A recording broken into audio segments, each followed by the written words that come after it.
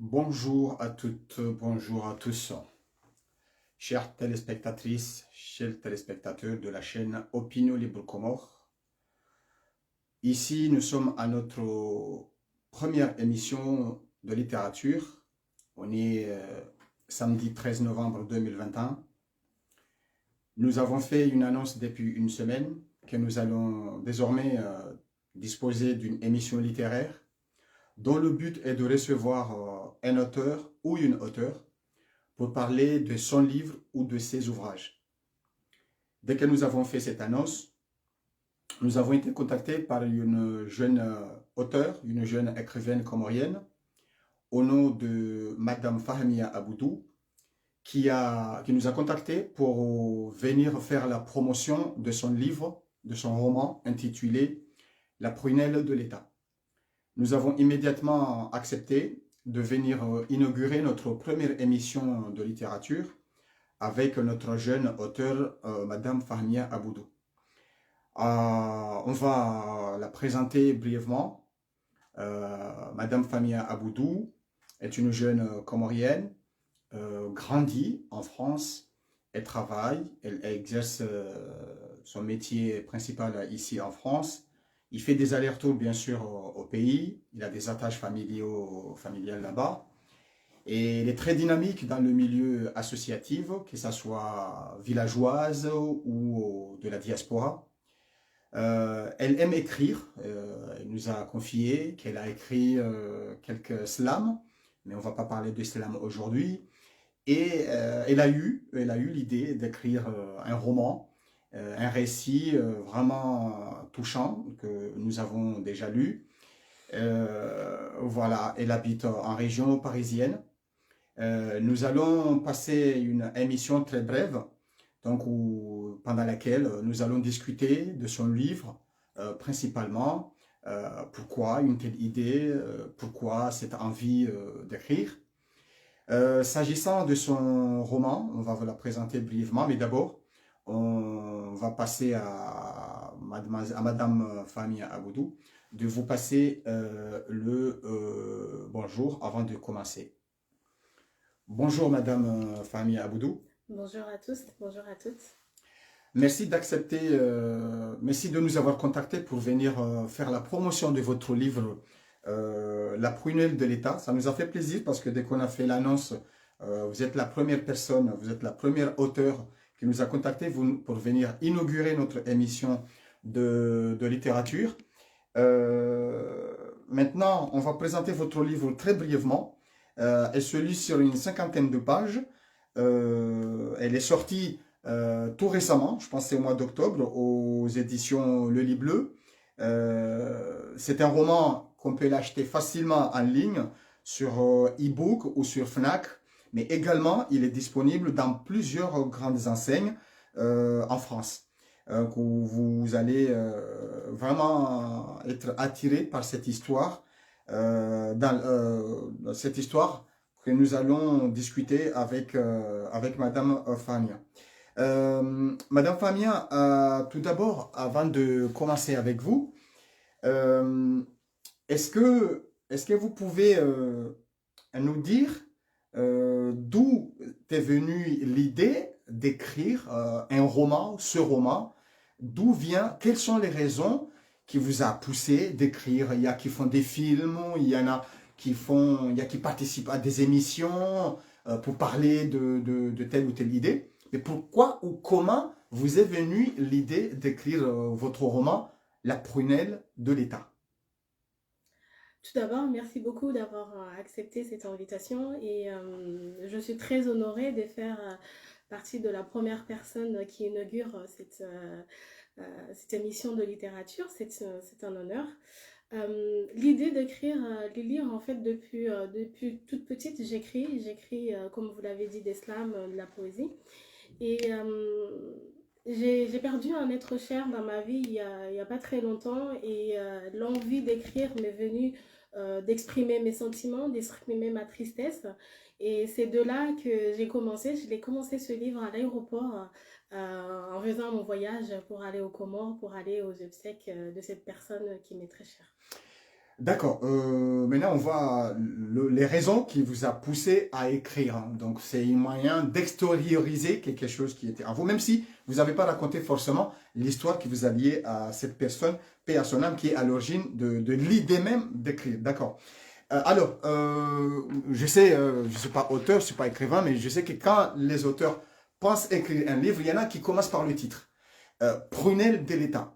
Pourquoi vous avez décidé, pourquoi vous avez choisi d'intituler ce récit de Prunelle de l'État? Pourquoi vous avez décidé ce choix? Comment ce choix est venu? Est-ce que c'était difficile? Vous avez plusieurs titres? Est-ce que tout de suite le titre sortait immédiatement ou...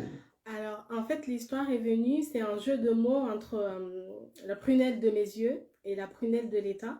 La pupille de l'État, qui veut dire c'est des enfants placés. Moi, je travaille dans la protection de l'enfance. Et donc, j'ai suivi pendant pas mal de temps, pendant de nombreuses années, des enfants qui sont placés par le juge et qui ont été confiés dans la protection de l'enfance. Et donc, l'idée même d'écrire, de valoriser ces enfants et de mettre en écriture une partie de leur histoire, c'était très important pour moi justement d'écrire. Et la prunelle de l'État fait référence entre l'État qui est garant de la protection de ces enfants-là et la prunelle qui est notre sens même de la vue qui est important. D'accord. Là maintenant, on découvre que vous exercez dans le milieu de la protection infantile et donc vous vivez des histoires, sûrement, nous le souhaitons, fantastiques avec le contact du contact que tu as avec que vous aurez avec les enfants. Et est-ce que entre pupille de l'État, comme vous avez dit, et prunelle de l'État, est-ce que l'État est au milieu de cet enjeu-là avec les enfants? Est-ce que l'État est au centre de tout ça, par exemple? Elle est au centre dans le sens où l'État, c'est lui qui est garant, en tout cas, de ces enfants-là. C'est lui qui, les enfants, ils sont placés, donc ils sont sous tutelle de l'État. D'accord. Ok, très bien. Moi, j'ai lu le livre où je vous résume, hein, chers téléspectatrices et téléspectateurs. En gros, c'est un récit d'un enfant qui est placé dans une structure d'accueil, hein, des enfants et dès sa naissance, je pense que c'était quelques jours après sa naissance, Exactement. et il est resté jusqu'à un certain âge et il a été accueilli dans une famille d'accueil, hein, on ne dit pas adoption, je ne sais pas si vous allez me corriger, justement. Et l'histoire est vraiment intéressante à lire et elle est très touchante. Et on va lire quelques passages et surtout on va appeler à nos chers téléspectatrices et téléspectateurs de se procurer le livre parce qu'il se lit très facilement.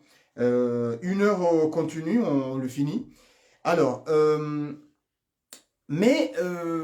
ça m'a permis quand même de faire un parallèle avec d'autres auteurs.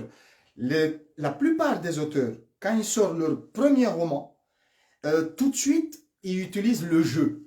Et ça, ce qui est visible dans ce livre.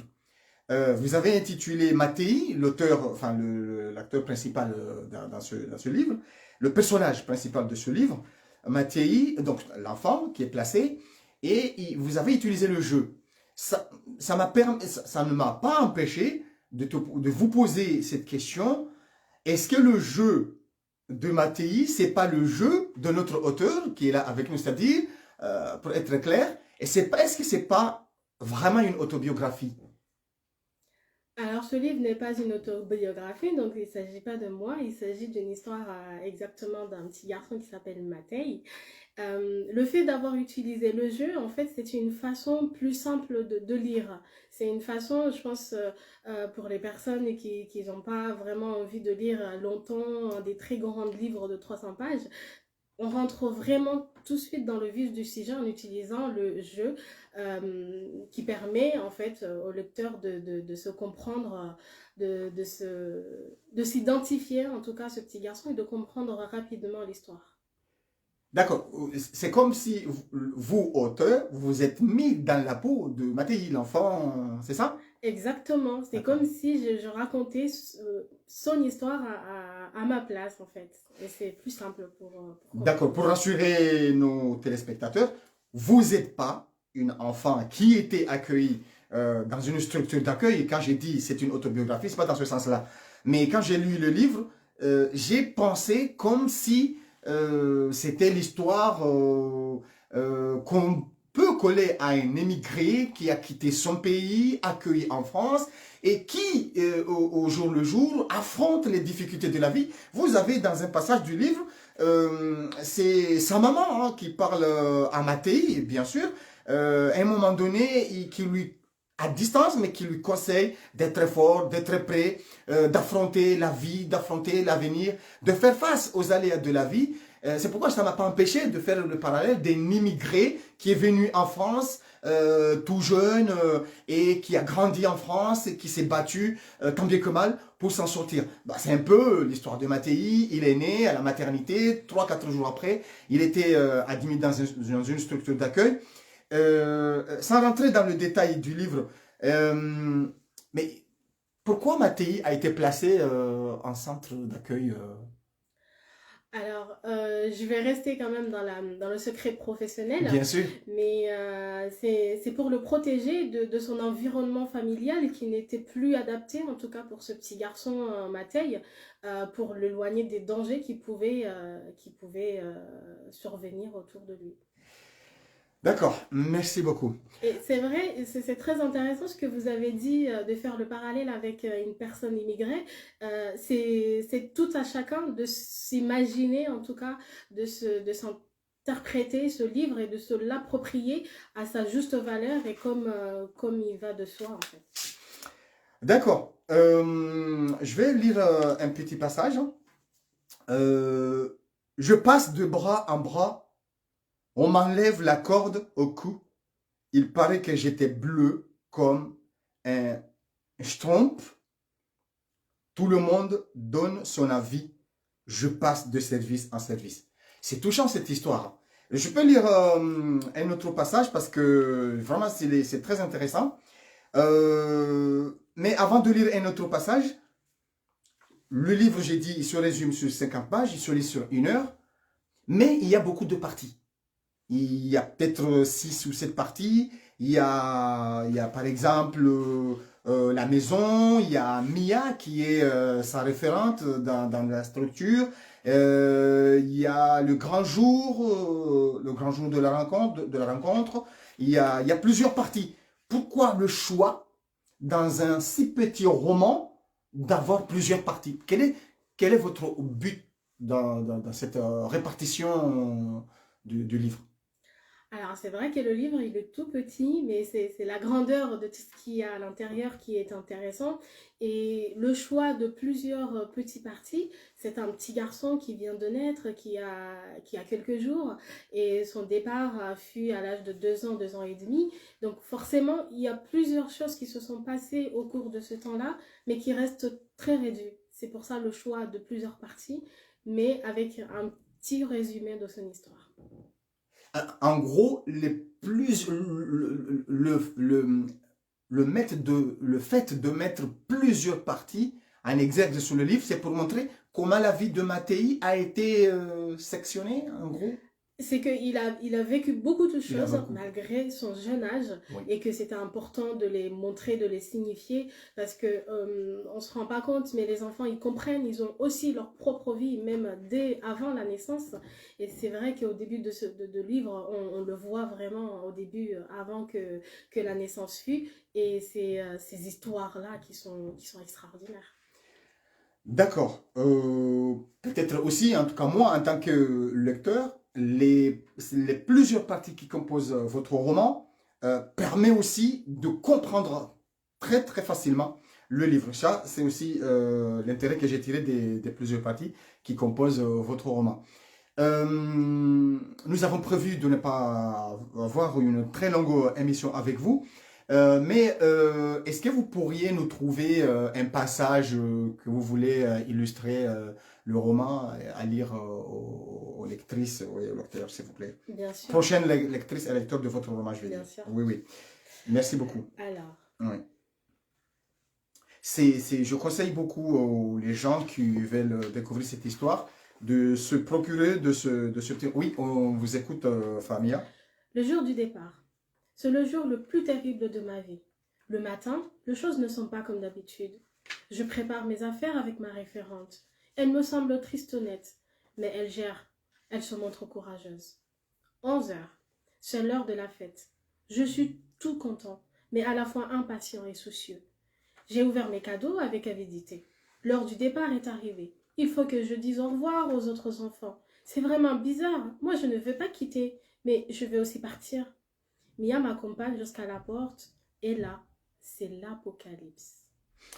Merci beaucoup. Et là, c'est l'apocalypse. Moi, j'ai choisi vraiment beaucoup de passages très, très, très intéressants, ou bien en tout cas qui m'a paru très, très intéressant. Par exemple, euh, le grand jour, les rencontres. Le temps passe et je grandis un peu plus chaque jour. La colo ne finit pas. J'ai eu le droit d'être fidélisé pour plusieurs mois encore. Aujourd'hui, c'est un grand jour. Je rencontre ma maman. Le jour où il a rencontré sa maman, c'était génial, cette partie. Il y a vraiment plusieurs parties et c'est très très intéressant. Avant de clore bien sûr cette émission, j'aimerais peut-être relire encore une autre partie. C'est les conseils, c'est le mot de sa maman. Oh mon fils, je te laisse ces petits mots que quand tu seras en âge de comprendre, qu'ils puissent répondre à certaines de tes questions. C'est avec beaucoup de douleur, de larmes, que je t'ai vu partir loin de moi. Je m'arrête là. Est-ce que, je sors un peu du livre, mais vous me permettez, est-ce que ces enfants accueillis en structure d'accueil, vous pensez qu'ils portent en eux le poids de la séparation avec leur famille? Ça, c'est on sort du contexte du livre, même s'ils racontent un peu. Est-ce qu'ils portent le poids d'être séparés de leur famille biologique? Effectivement, chaque séparation est une douleur, hein. Peu importe l'âge, surtout plus ça arrive tôt, plus c'est douloureux. Donc même le fait de quitter sa maman, c'est juste horrible. Une mère qui a porté son enfant pendant 9 mois, pendant 8 mois, et du jour au lendemain, il ne voit plus, il n'entend plus, il ne sent plus ses odeurs. C'est terrible. Oui. D'accord, merci beaucoup. Dernière question, bon, avant-dernière question, si vous me permettez. Allez, moi qui ai déjà lu cette histoire, ce récit, c'est très très intéressant. Et je ne vous cache pas que j'ai soif, j'ai hâte peut-être de lire la suite. Est-ce que, bon, vous pouvez répondre ou ne pas répondre à cette question, mais je la pose, hein. Est-ce qu'on peut s'attendre à une suite de l'histoire du Brunel de l'État ou peut-être une autre histoire? C'est-à-dire, en gros, est-ce que vous avez déjà eu goût à l'écriture, c'est-à-dire d'écrire un autre roman? Alors oui, c'est un plaisir d'écrire et j'espère que ça sera un succès. Donc tout dépendra du succès de ce livre. Donc soyez nombreux à l'acheter, soyez nombreux à le partager et la suite certainement viendra. Il sera un succès, c'est ce que nous le souhaitons. C'est un très très bon roman, très, très facile à lire, avec un langage souvent de l'enfant, donc les burk, les waouh, donc il y en a il y a plein d'expressions de l'enfant très utilisées parce que c'est un enfant, c'est un bébé qui raconte son histoire. D'être séparé de sa maman dès la première semaine de sa naissance, mais qui au fur et à mesure, il a grandi, il est peut-être aujourd'hui adolescent, je ne sais pas, on le saura s'il y a une suite de ce récit. Merci, vous êtes quand même nombreux à nous suivre, nous vous remercions. Ça fait très longtemps, on n'a pas fait beaucoup d'émissions dans notre chaîne, et surtout, C'est notre première émission de littérature. Nous rappelons l'objectif. C'est si quelqu'un a écrit un livre, donc un livre quelconque, que ce soit n'importe quelle langue, il peut nous contacter et nous allons l'inviter et partager, faire promouvoir son livre, son œuvre. Nous sommes là, nous sommes disponibles. Vous savez, la chaîne Opinion Libre aux Comores est disponible pour promouvoir nos auteurs, nos jeunes auteurs. N'hésitez pas à nous contacter. Est-ce que vous avez quelque chose à rajouter en français avant de clore cette interview? Bah, merci beaucoup de tous nous avoir suivis. Merci, merci à vous. Merci à cette invitation. Merci beaucoup Fahmia Aboudou. Nous rappelons, vous êtes jeune auteur franco-comorienne. C'est votre premier roman, Prunelle de l'État, un livre sorti aux éditions Le Lit Bleu. Il coûte 11,90 €, 11,90 €. Donc, on peut se permettre de l'acheter pour soi et l'acheter pour un ami, un copain. La famille, c'est très bien. Encourager ces jeunes auteurs comme franco-comoriennes ou comoriens qui se donnent le plaisir d'écrire pour nous et non seulement et que pour eux. Donc j'encourage beaucoup à lire, à se procurer ce livre, à le lire et à le découvrir. Merci beaucoup d'avoir accepté notre invitation. Un petit mot en comorien, Arjut Taha ou Boshile Marhaba ou Enricao Lua Kaulunga Umpango Hatu ou Boshile Marhaba Haluha Yashkomori Manam Shohatu Ufani. Marahaba menji ni wando mwa dunga ya emission ino ni wando mwa kaurishilia ngamuboshole ni marahaba ho winji wa hani. Marhaba menji ye huonoje namna mpango wa hatu wabira mpango kojaka mui ukando marahaba menji ze questions zika njema kajaka c'était pertinent et marahaba menji na uboshila marahaba na Mwanaje kenga emission imjibiani ukaeshi yoshi mjibiani kenga mjo utsaha mshijue mshisomeha wenji. Marhaba menji nyorika uluma kaulunga rifanye shua et mpango rifanye hashizungu parce que je shanzi kwa hashizungu et surtout shijwa ushinda shirambulwa ni wandu ikao kwa tsurongowa ishikomori ili washinde washihule haukaya ngarjwa ukaya wakomori owenji ngwajwao ishizungu or wajeni kwa tujua ekati ngwajua weshizungu na shikomoro or wajeni kwa tujua ekati na shizungu yonde maana nafanya ishwa rifanya mpango wa shizungu ili wake wandu watohelewa eshikomori wadunge heshizungu wajue shishinu wajue otoriwoi ili wajue ushinda watangania nesi wakomori rihule eshizungu marhaba menji usikwasa tena insha Allahu marhaba alimshukuriana